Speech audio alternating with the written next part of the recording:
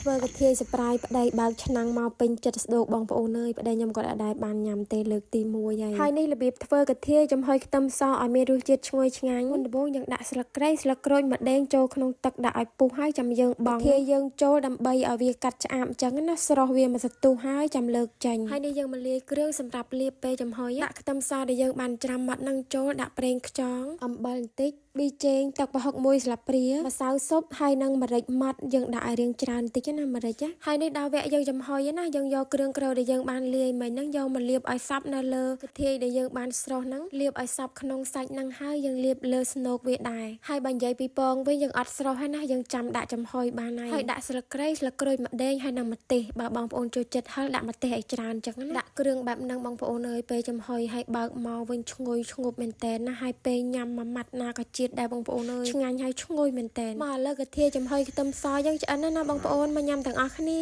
ជាតិក៏ឃើញដឹងជាតិ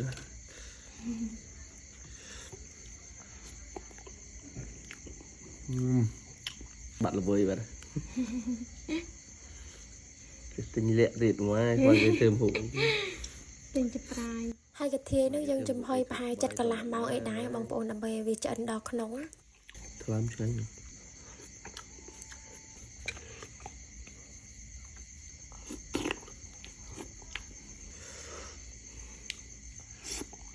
ngày mềm bọn này mà bây giờ đai hụt rồi hay là vì mày thấy nhanh lắm chẳng điện អរគុណបងប្អូនពេលញ៉ាំកុំភ្លេចច្របាច់ក្រូចឆ្មាផងច្របាច់ក្រូចឆ្មាទៀតកាន់តែត្រូវជាតិឆ្ងាញ់មែនតើចាវីដេអូយើងមានតែប៉ុណ្្នឹងទេអរគុណបងប្អូនជម្រាបលាជួបគ្នាវីដេអូក្រោយ